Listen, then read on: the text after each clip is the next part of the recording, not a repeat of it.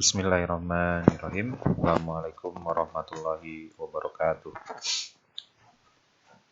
Kita bertemu lagi di materi metodologi penelitian. Kali ini kita sudah masuk di pertemuan ke-12, di mana di dalam pertemuan ke-12 ini kita sudah mulai masuk ke sesi berikutnya dari research design. Di bagian pertama sebelumnya kita sudah menjelaskan 3 jenis desain penelitian yang ada dalam penelitian kuantitatif yang biasanya digunakan dalam penelitian kuantitatif. Di bagian ini kita sudah mulai masuk ke desain penelitian yang ada di penelitian kualitatif yang umumnya digunakan di kualitatif. Untuk penjelasannya nanti saya akan memilih 3 jenis desain penelitian seperti halnya di kuantitatif, yang umum, yang lumrah, dan yang sering digunakan dalam penelitian, terutama dalam penelitian pendidikan. Karena 3 atau jadi dengan kuantitatif jadi 6 nantinya adalah menjadi kunci bagi peneliti atau peneliti pemula untuk merumuskan atau merancang penelitian dengan lebih baik lagi dan lebih sesuai dengan standar yang telah ditetapkan. Baik. Di pertemuan ini kita akan membahas tentang narrative inquiry. Ada yang menyebutnya narrative inquiry, ada yang menyebutnya narrative study, ada yang menyebutnya narrative research, ada yang menyebutnya narrative design. Hanya masalah di penyebutan saja. Secara prinsip nanti intinya sama. Intinya sama. Tidak ada perbedaan, baik menggunakan istilah inquiry, bisa menggunakan study, menggunakan research, menggunakan design. Pada ujungnya mereka akan mengarah pada satu kesepahaman yang relatif sama. Nah, baik.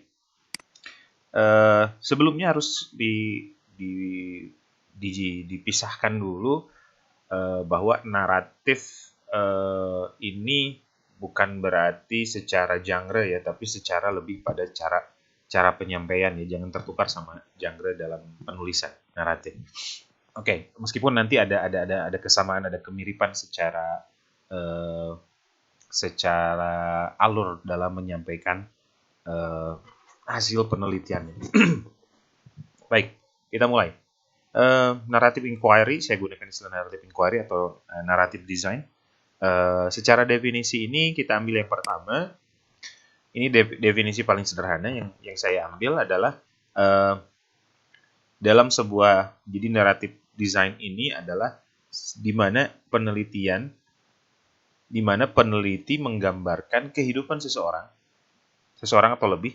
Berarti intinya dalam penelitian inquiry nanti boleh 1 orang atau boleh lebih, tapi kebanyakan lebih fokus di 1 orang karena lebih fokus dan lebih mendalam dari segi pengkajian. Kecuali mungkin nanti ada kelompok orang yang ditelitinya, jadi yang diambilnya ada kelompok orang. Nah, tetapi kebanyakan fokusnya pada individual 1 orang, kemudian mengumpulkan dan menceritakan kembali kehidupan orang tersebut dan menceritakan juga pengalaman yang dialami oleh orang tersebut. Nah, di sini ada hal yang sangat penting untuk kita perhatikan dengan baik, adalah adanya 1 orang, bahkan hanya 1 orang yang ditelitinya, lebih fokus ke 1 orang. Apakah layak teliti atau tidak? Di sini menjadi kunci karena orang yang akan kita jadikan subjek atau partisipan dalam penelitian kita ini harus memiliki benar-benar keistimewaan yang layak untuk diceritakan. Karena sudut pandang yang akan diambil adalah menceritakan kehidupan, pengalaman, atau apa yang dialami oleh orang tersebut secara mendalam dan dianalisis secara mendalam pula. Artinya pemilihan individu ini tidak bisa sembarangan, meskipun pada prosesnya relatif berjalan apa adanya sesuai dengan apa yang dialami oleh individu. Tapi untuk memperoleh individu ini benar-benar harus sesuai dengan kriteria yang menurut kajian penelitian ini layak teliti. Orang ini memiliki data yang banyak, orang ini memiliki sesuatu yang untuk diceritakan. Dan kalau diceritakan atau disampaikan atau digali, kehidupannya ini akan bisa bermanfaat atau berdampak pada bidang ilmu yang sedang didalami oleh peneliti. Ini menjadi tonggak awal dalam penelitian naratif, bahwa orang yang ditelitinya ini secara individu ya, berarti individu, dan kebanyakan berarti fokusnya pada orang, bukan pada situasi, tetapi pada orang. Yang ditelitinya bukan pada sebuah fenomena, tapi pada orang. Oke, kita lanjut lagi. Nah, di sini ada penjelasan yang lain, ini dari Connolly dan ini dari Creswell. Creswell lebih pada a single person. Lebih menekankan bahwa penelitian naratif itu, desain penelitian naratif itu harus hanya satu orang.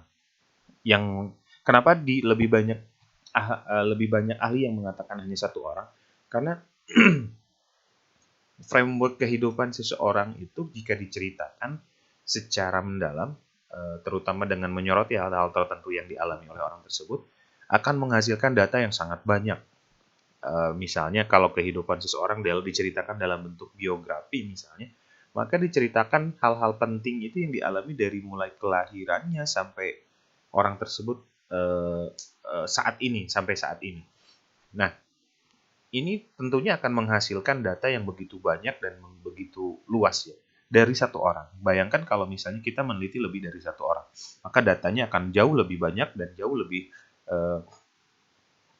lebih sulit untuk dianalisis, karena kita harus membutuhkan waktu, tenaga, dan yang sangat tidak sedikit untuk menganalisis itu. Kemudian kalau di Creswell ini single person kata kunci, tapi boleh berdasarkan dalil ini kita bisa boleh lebih dari satu orang, tapi mungkin tidak terlalu banyak ya. Kemudian pengumpulan datanya itu melalui pengumpulan cerita. Artinya si responden ini harus bisa kita gali ceritanya dia, bagaimana orang tersebut mengalami setiap kejadian dalam kehidupannya yang kita nanti akan soroti.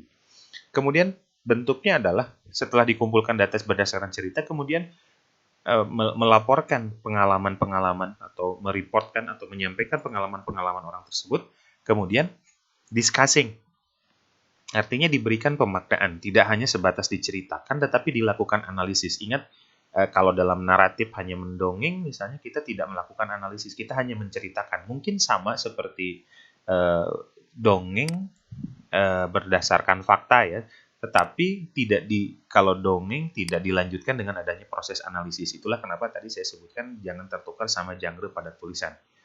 Meskipun ada alur yang sama, tetapi tidak dilengkapi, kalau dalam genre tulisan naratif tidak dilengkapi dengan proses analisis terhadap apa yang diperoleh atau yang dialami oleh individu tersebut. Kemudian, kapan kita akan menggunakan naratif ini, penelitian research naratif ini, research naratif ini atau penelitian naratif ini atau desain naratif ini, ketika ada orang-orang atau ada orang yang bersedia untuk menceritakan. Artinya bersedia ini selain dia harus layak teliti, kemudian dia itu punya trust kepada peneliti bahwa apa yang disampaikannya benar-benar akan dijadikan sebagai sesuatu yang berguna atau bermanfaat bagi orang lain ya.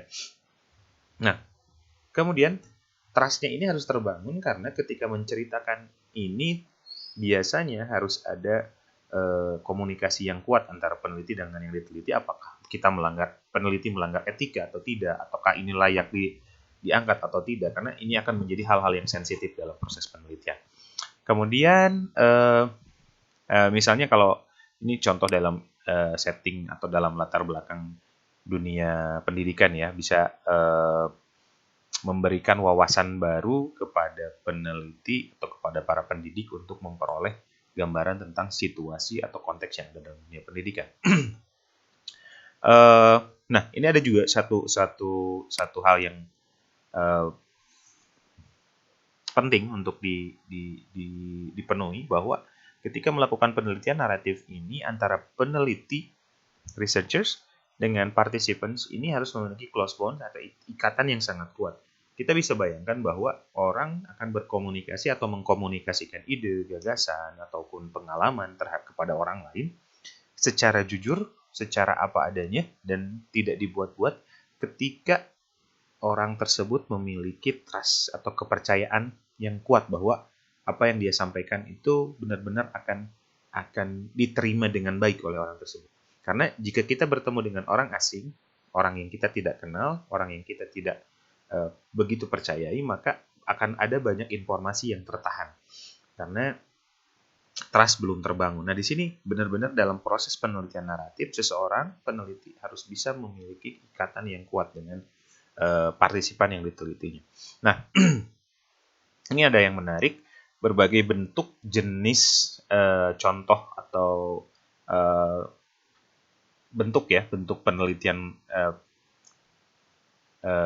naratif. Ada yang dalam bentuk autobiografis, kemudian ada biografis, ada life writing, personal account, personal naratif, naratif interview, dan seterusnya.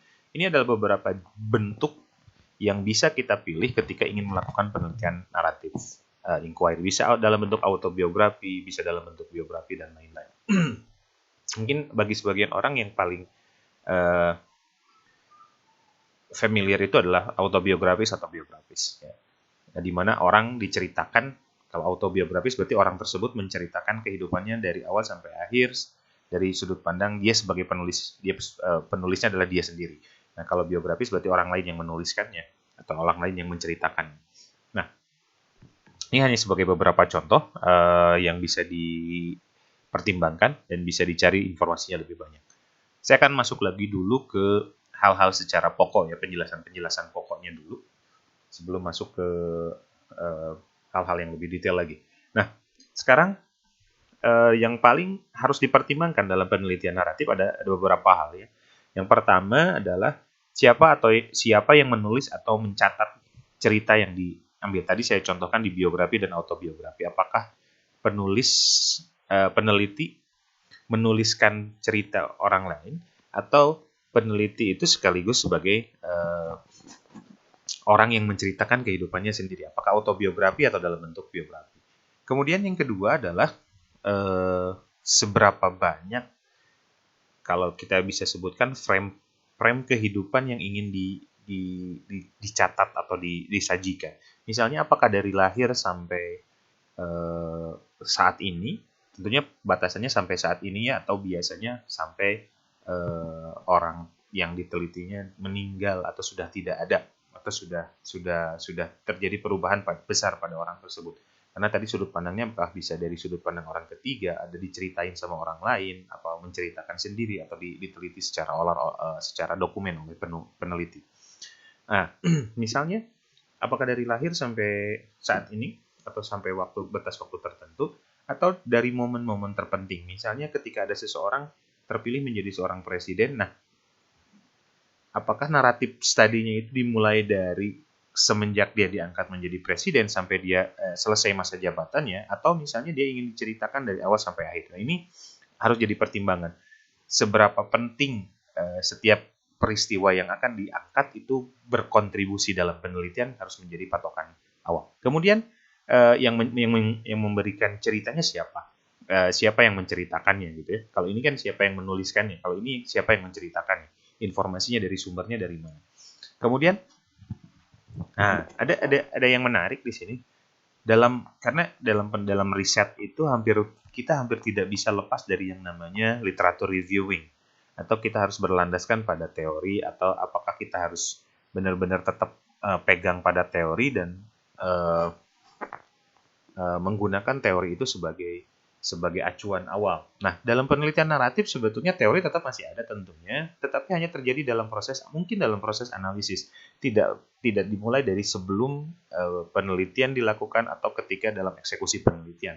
Karena hanya sebagai kalau bisa dibilang hanya sebagai pembanding, karena data utamanya atau analisis utamanya terjadi di lapangan dan konteks penelitian. Kemudian, nah bentuk-bentuknya apakah harus semua bentuk? Kalau autobiografis saja, tidak ada life writing dan sebagainya. Nah, apakah boleh dikombinasikan? Ternyata dari beberapa penelitian terdahulu ada beberapa bentuk tipe naratif ini digabung ya, dan misalnya autobiografis digabung dengan naratif interview atau dengan personal naratif, itu boleh. Dengan catatan alur yang akan kita sampaikan benar-benar bisa terpenuhi, atau informasi yang akan kita gali benar-benar bisa diperoleh dengan baik. Kemudian itu gambaran awal ya tentang penelitian naratif. Sebetulnya relatif mudah karena benar-benar mudah dalam artian tidak ribet di awal. Artinya peneliti hanya tinggal menemukan seorang subjek atau seorang partisipan yang bisa dianggap sebagai subjek yang memiliki data yang banyak, data yang memiliki bahan untuk dikaji secara mendalam. Misalnya dalam sebuah penelitian yang dilakukan oleh Stephen Krashen yang judulnya Notes on Polyglot, kalau tidak salah saya sebutkan Notes on Polyglot. Stephen Krashen melakukan penelitian dan terhadap seorang subjek yaitu Kate Lom, kalau nggak salah Kate Lom. Di sana dia dipilih karena si subjek ini merupakan seorang polyglot dengan 17 bahasa.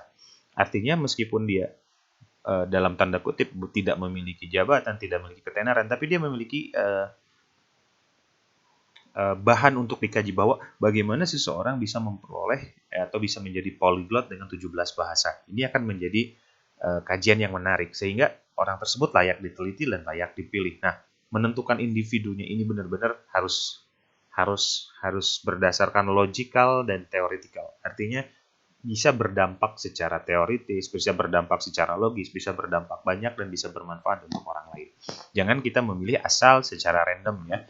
Pasti penentuan subjeknya ini harus dilakukan secara persuasif atau teoretikal. Bahwa mereka dipilih atau orang tersebut dipilih berdasarkan pertimbangan-pertimbangan yang sangat krusial, yang sangat besar terhadap kontribusinya terhadap bidang keilmuan. Oke.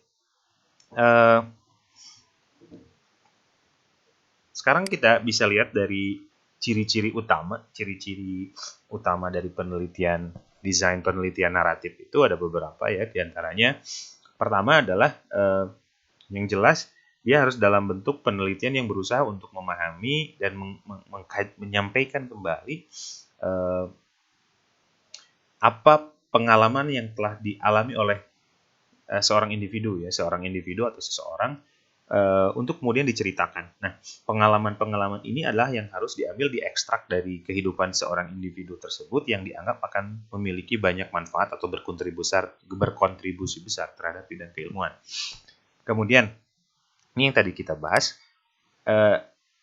minimize ya dengan literatur review-nya itu lebih minor secara fungsi, tetapi lebih fokus pada apa yang terjadi atau apa yang dialami oleh individu yang kita teliti. Jadi mungkin literatur review itu tidak menjadi justifikasi, tapi hanya sebagai pembanding saja. Karena akan ada hal-hal yang mungkin tidak bisa di cover atau di support sepenuhnya oleh literatur review. Gitu. Kemudian menggali atau berusaha mencari tahu tentang pemaknaan terhadap pengalaman seseorang itu dari cerita yang disampaikan. Ceritanya itu mesti tidak mungkin dalam satu hari ya, bisa diceritakan dalam bentuk dalam kajian beberapa lama, kemudian kita bisa mencari pemaknaan dari sana. So what gitu, apa yang dia lakukan, apa yang penting dari cerita ini. Kemudian ada juga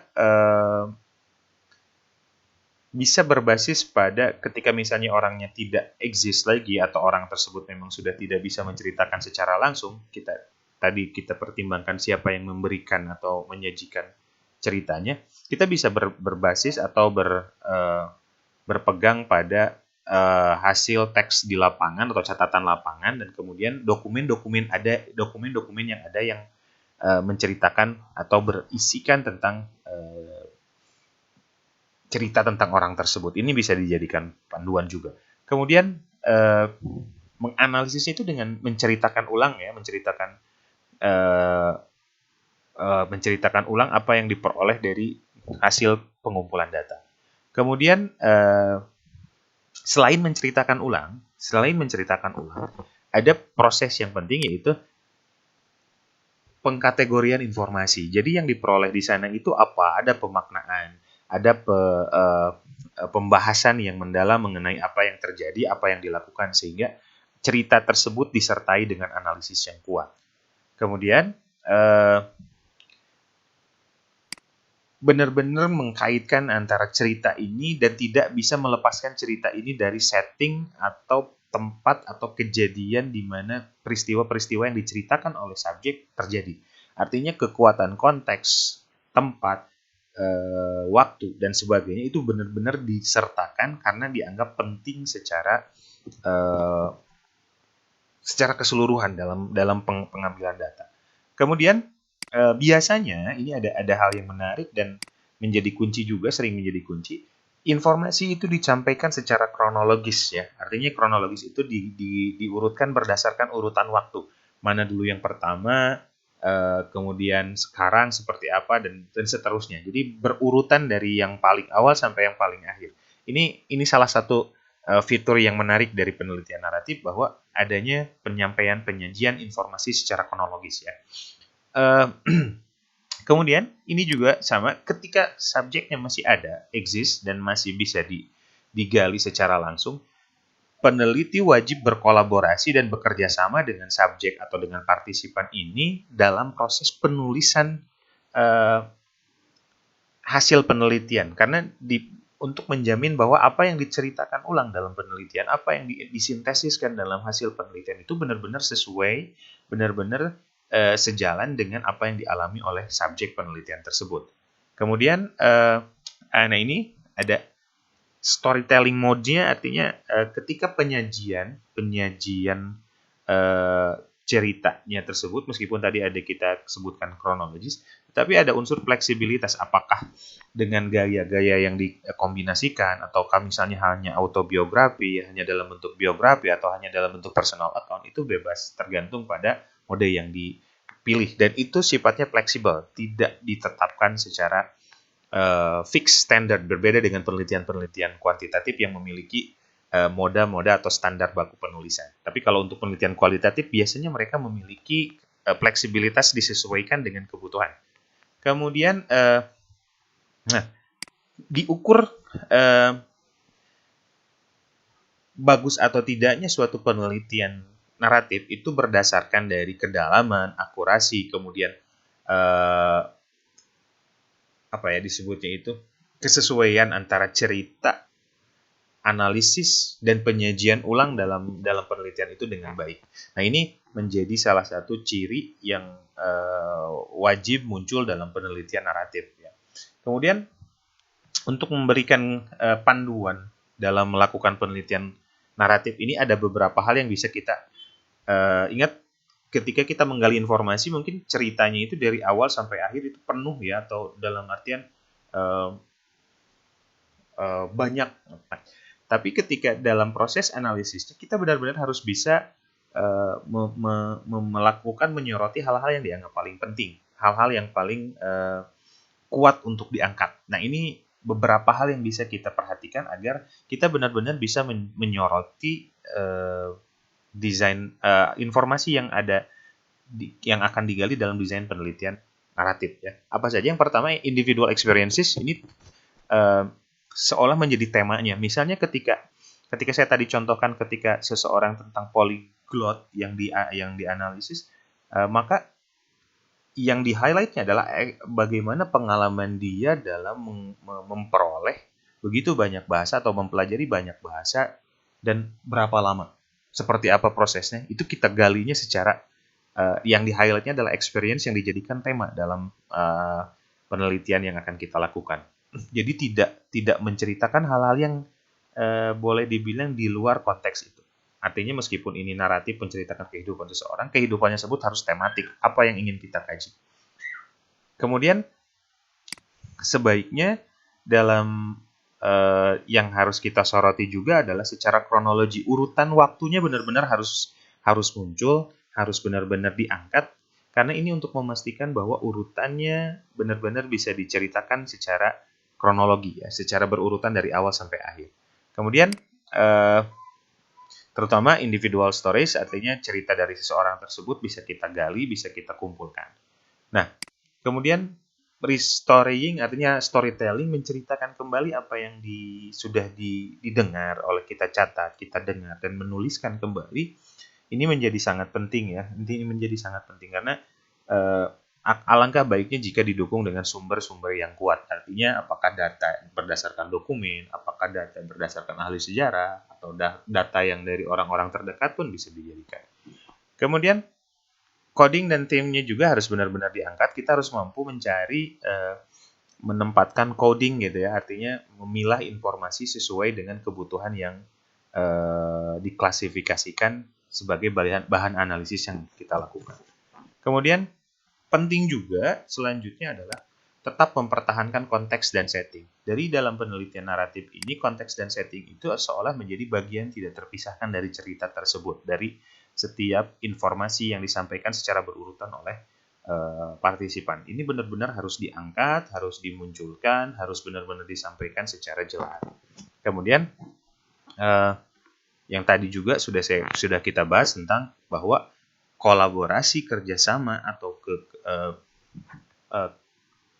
ikatan antara peneliti dengan yang diteliti ini harus benar-benar kuat sehingga memastikan bahwa si subjek yang diteliti ini benar-benar memberikan informasi yang tulus, yang apa adanya, yang sesuai dengan fakta, yang benar-benar dia menyampaikannya secara nyaman. Karena ketika sudah disampaikan dengan baik dan sudah disampaikan dengan adanya unsur kepercayaan, apapun yang disampaikan akan lebih mengalir, lebih kuat, lebih berbobot, dan lebih tertumpah, tercurah semuanya tanpa ada istilahnya keraguan atau ketidakpercayaan. Nah, ini ciri-ciri utama, prinsip-prinsip utama dalam penelitian naratif ya.